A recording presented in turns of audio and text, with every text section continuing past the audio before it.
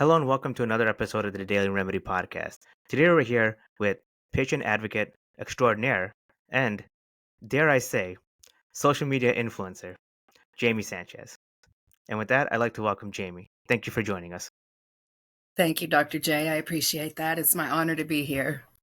So, definitely the honor goes both ways, and I'm so impressed with everything that you're doing with Dr. Tennant and Dr. Ibsen.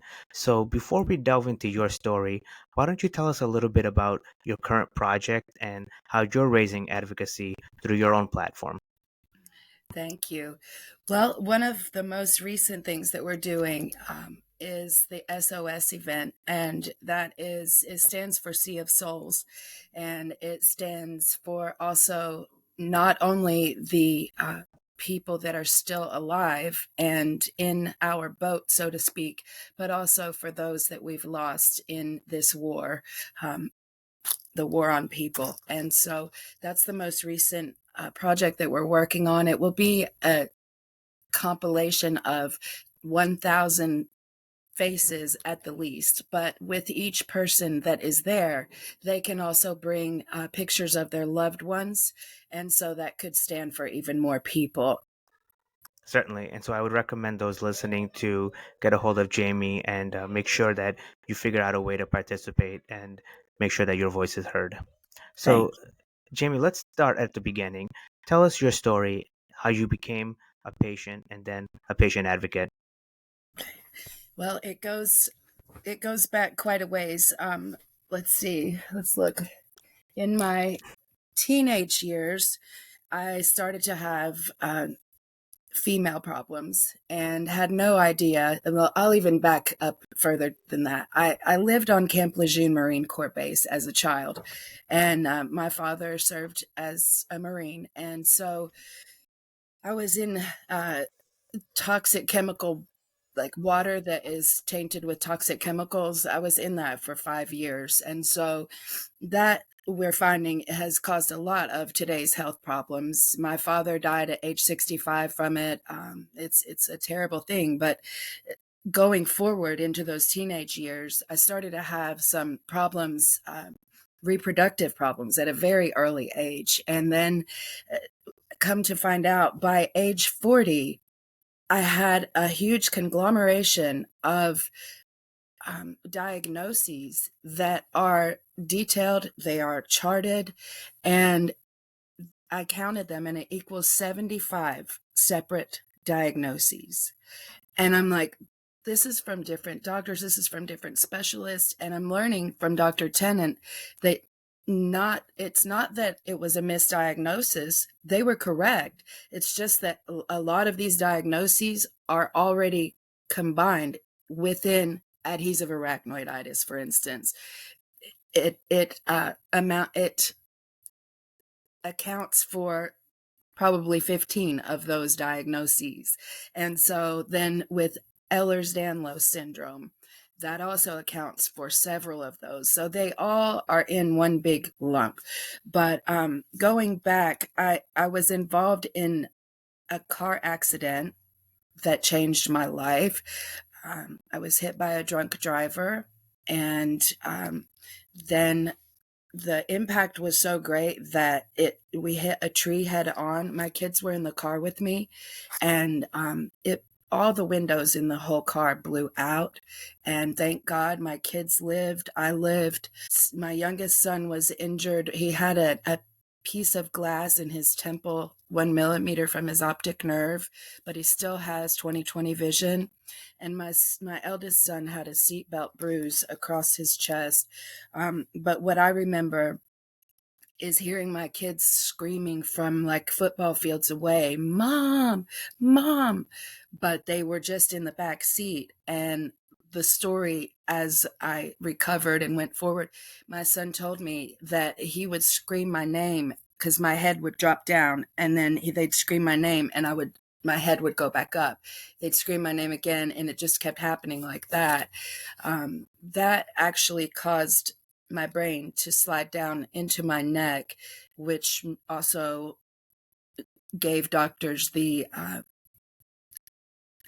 the knowledge of see or the ability to see that I have Chiari, and congenital disorder of the brain, but those cerebellar tonsils had shifted down so far into my neck that they needed to do brain surgery. So that's part of the story. But after the brain surgery, then I just kept having more and more problems. I would get diagnosed with like TMJ, or they would say intractable back pain, or just different things. I didn't know anything about adhesive arachnoiditis. So I, that diagnosis didn't come until 2017. Wow, that was a lot said there, and that's a very powerful story. For the listening audience, you mentioned three conditions. You mentioned adhesive acronitis, Ehlers-Danlos syndrome, and then Chiari, so Budd-Chiari formation. Would you mind, in your own way, explaining that so that the audience understands what those conditions are? Sure. To the best of my knowledge, it starts out with adhesive arachnoiditis. It is something that causes such severe pain. I would rather have a child every day than feel this. And it is not just in your spine, but it is throughout your body. But the fire sensation that is within the spine is also, it comes along with another price that you pay, which is bladder and bowel dysfunction, sexual dysfunction. You feel like something, like you either have warm water going down your legs or cold water, or like something's crawling on your skin when there's nothing there. It causes a lot of problems, which can run into intractable pain syndrome. And I could just quickly go into that. That is when pain is 24/7, and then it becomes, it affects the cardiac, adrenal, endocrine, your your whole body basically. It really does. But to go back to Ehlers-Danlos, I have hypermobile Ehlers-Danlos syndrome. And when I was a kid, I could do things like this. I could just like bend my fingers, like I could just do weird things, just very bendy. They called me Gumby. I would try like cheerleading, and my arm would bend like way too far backwards, and my knees backwards. Well, then that became injuries. We thought I was just clumsy. Um, I think I've been on crutches a total of 9 times, with 6 weeks each time, for torn ligaments in the ankles. And so, also with, I think the best way that I could define Ehlers-Danlos would be like a collagen deficiency disorder. Like a person would be deficient in iron, that would cause anemia. Collagen deficiency is the closest thing, like a connective tissue disorder. Exactly, yeah. Um, Collagen, I believe, is type 3, and then it's connective tissue that helps with stabilizing the joint and the parallel lateral support. That was very well, very educated explanation of the condition. So that was very good. Thank you for that. Uh, Thank you. I want to talk a little bit about the difficulties in diagnosing adhesive arachnoiditis. Yes. You mentioned something that's very powerful. It wasn't the wrong diagnosis. It was simply the inability to recognize the constellation of symptoms and signs that portends adhesive arachnoiditis. Many of the chronic pain patients listening understand that because they see the complex nature of their conditions and the inability to diagnose it in full. For those who may not understand that, who may be fortunate enough not to understand that, can you explain how a physician may get part of the diagnosis but may miss the other part and why that matters? Yes, yes, thank you. It's such a complicated thing that I was told actually by 3 different physicians that I was too complicated. My case was too complex, that they would send me down the road, much like either cherry picking or lemon dropping. Just no. So it comes with a huge toll. It makes a warrior out of you. And what I mean is that you may have a diagnosis of, say, depression, and a diagnosis of bulging discs, and then a diagnosis of bladder dysfunction, different diagnoses that all go together with it. But again, they when I mentioned after being diagnosed with adhesive arachnoiditis, when I mentioned it, I had a specialist and they said to me, "You're not afraid of spiders?" And I said, "No, arachnoiditis." And he goes, "I don't know that." And I said, "That's okay. A lot of people don't." I had never heard of it. So that's where we run into a problem of it being almost unheard of. And now that it's like an old disease. It's not quite a rare disease. It's just rare that people get that proper diagnosis. And to top that cake, although I have the same exact discs that Dr. Tenant read himself from 2017 to 2021, he read those and he saw obvious AA, which is adhesive arachnoiditis, stage 3 and 4, overlying. That same exact CD, I have a report from another radiologist that says there is no evidence of adhesive arachnoiditis. So when a patient gets that type of news, when they know something's desperately wrong, and you have a report in your hand that says, nope, you don't have what your doctor says you have. You don't have what your body says you have. You don't have what you've learned that you have. Then what do you have? How do we fix this? What do we do to treat this? Um, and to me, I didn't really care what it was called. I just wanted to know more about it so I could get the treatment that was necessary. So that was a really big mark on me to say, well, it says you don't have it. Then Dr. Tennant just recently explained that MRIs are not the gold standard in diagnosing adhesive arachnoiditis, because you can have a very serious case of AA and it doesn't even show up on the report. I'm sorry, on the imaging.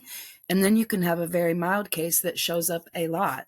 So you also have the problem of people that might not know what they're looking for as well. Yeah. Mhm.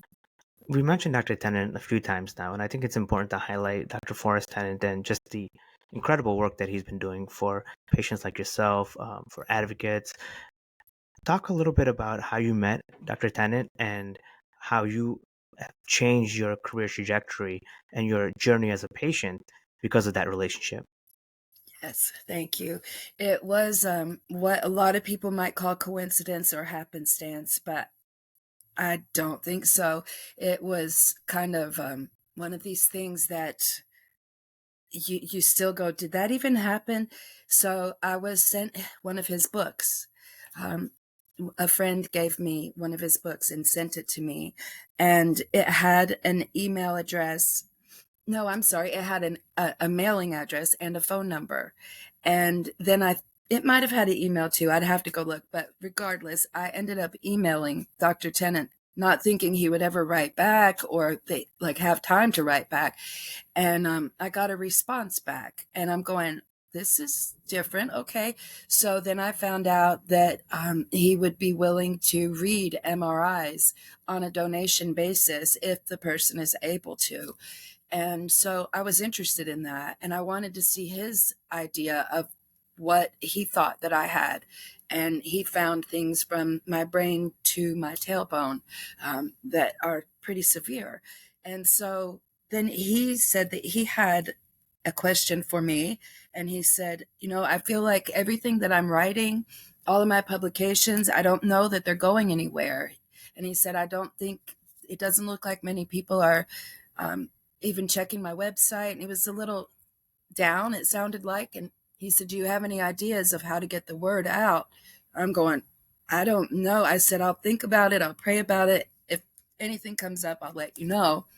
And the next day, the word podcast was there. And I'm going, no. Well, I call him and tell him about it.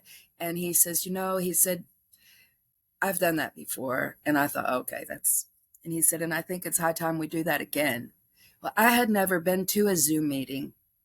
Today is my first podcast ever being on one. So I had no clue what I was doing. But in the past, that started in October of 22. And since then, I've learned more about my own conditions, but also about the fact that I'm not alone in this, that not only are there so many people that are sadly suffering with this, but there are people that understand. And that makes a world of difference. Let's touch on that a little bit. I know Dr. Tennant, obviously not as well as you do, but an incredible physician, incredibly compassionate man. And I think that's something unique in today's healthcare, having that level of compassion and empathy. First part of the question is, how does Dr. Tennant's unique take on patient care help inform the clinical decisions he's able to make and help the patients he is able to help? And how has speaking to other patients helped you in your own patient journey? Oh, that's a good question. Good question. Um, so the first question was, how has what I've learned from him helped to? Could you please repeat that one more time? I'm so sorry. No worries. Just talk about Dr. Tennant's care and Mhm. just the impression that he makes on patients, people around him, and just the presence that he is. Yes, yes, I get it. Thank you. I think it's very hard to find, and it'll be very hard to fill those shoes. It, he cares so deeply, and it's. I'm finding maybe 1 or 2% of healthcare providers that do care, to the point that they he could really be out on a yacht somewhere just enjoying life and never think about people like myself or anyone in the community of people in pain, but he works tirelessly, daily, every day, trying. And I think that really makes the difference when he's willing, like you, to level on the same level as the patient and to show, listen, I care about you. It's not, you're not here to fill my pockets. He looks you in the eyes. He's not just looking away from you and just on his computer screen. It's just a huge difference. And he's never been my physician clinically, but what he has taught has been a life changer. It's turned my life completely around. In knowing that these devastating diseases don't have to be a death sentence. There, it was found later in life, and so I'm taking my chances. Early early diagnosis is critical with these types of diseases, but I think at this point the main thing is to try not to get worse. And then the second part of that is knowing, I guess, the building of that community that has always been there. It's so important, even for Dr. Tennant. It's important for him to know that people are listening to him and that they need what he's teaching and that they're actually utilizing that information. Mhm. Let's talk about the concept of information a little bit further. There's the information that we all know and assume as obvious. Take this medication, perform this study. But there's also certain tidbits, certain kind of rules of thumb that you may pick up in speaking with other patients who have similar trajectories as yours, speaking with physicians in this vein. What are some of those less obvious learnings that you've picked up? Mhm. Yes. Do you mean in terms of protocol as far as treatment, or do you mean like the less obvious learnings as far as community goes? I think both. Maybe you Okay. could pick up on a new protocol that you could speak with your physician or somebody could speak with their physician, and just Mhm. what it means to have a community and how that benefits you as a patient in ways that may not be immediately obvious. Right, exactly. Yes. It's I have found that patients' experiences with the educational material that Dr. Tennant has provided, I haven't seen anyone with a bad experience yet. And when they note that, Cleveland Clinic and so many others have used when they write about adhesive arachnoiditis and Dr. Tenant is one of their resources or their references, then they understand that he really knows. He has 67 years of experience in this same field. And so it's a shame that there is no continuing education for a lot of physicians anymore. And a lot of people think that doctors should know everything about every little disease there is, and quite frankly, that's not the truth. It's not the case. Doctors are humans. And so that brings when you have a booklet, like a little handbook, and you go into a specialist and you have sent that into them prior to your appointment, and you've written a note that says, hey, page 9 through 11, I'd really like for you to check this out if you get a chance. There are more chances that they might actually listen, especially when they see that the patient is so proactive in self-care and self-help that they're not going to need their hand held through the whole thing, that they're kind of already doing things on their own. We have found a lot of positive feedback from that. Well said. Now, speaking of positive feedback, you have a weekly show with Dr. Tennant and Dr. Ibsen as well. We talked a lot about Dr. Tennant. Dr. Ibsen is also just another incredible soul, incredible physician, somebody who's really on the vanguard of changing patient care and empowering patients. Talk about this show and let the listening audience know how they can get a hold of you, potentially participate, and share their stories on your show as well. That would be great. Thank you so much. Yes, they can reach us at DocToks on YouTube. It's DocToks. And then there's also a small Facebook group, and that's also the same name, DocToks. And then we have Linktree, which puts everything all together, including Dr. Tennant's intractable pain.org website and his Arachnoiditis Hope website.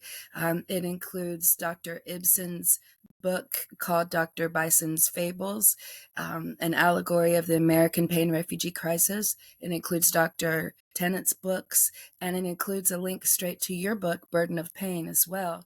And so everything is all together as one, because that's what we are. We are all one. And so that's Linktree. It's linktr.ee/DocToks, DocToks. Then you'll go down under the icons and there will be just different ways, and it points you straight to it. It shows you exactly where to go when you want to be with us on the show or to watch the past recordings on YouTube. So thank you. Linktree is probably the easiest one we found so far. Awesome. And I will put the URL at the bottom so that those listening can select that link and join the group and participate in old videos and current videos as well. Jaime, with that being said, do you have any final words or any words of advice that you can give to those listening that they can learn from you, get involved, and potentially learn how they can get on your show?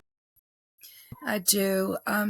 With the show aside, I want to talk to people's hearts, and I want them to know something, that a lot of us, maybe daily, have the thought of throwing in the towel and just saying, look, this is not worth it. I beg you not to. I beg you not to give up. I beg you to stay alive. Stay, like Dr. Ibsen says, stay alive.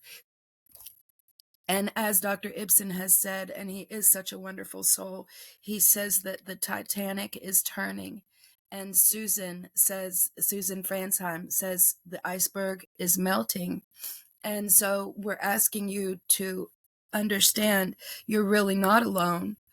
Please don't give up. When you have a provider that tells you that your symptoms are psychosomatic, meaning all in your head, please find another provider. Don't give up. And there's one more thing that I'm adding is I do know what it's like for my own suffering. I've had 17 surgeries. We don't have the time to tell my whole story, I promise, but you're looking at someone who does have intractable pain syndrome, at someone whose life has been completely flipped upside down from intractable pain. And I understand what it's like to not be believed. I know what it's like to even be called a stigmatized word that isn't the truth. And for those out there who have been told that they are less than what they are, just stick with what you know. You know what you're going through. You know your body more than anyone else ever will. When you know something's wrong, continue to seek help, even if that help comes from you yourself. Wow, well said. I don't really have much to conclude because I don't know if there's anything left to say after that. Jamie, thank you so much for your time. As always, we'll be in touch and we'll continue to support each other. It's a Thank blessing to you. know you. Thank you. Definitely. Thank you so much. It's a blessing to know you too. You're not alone.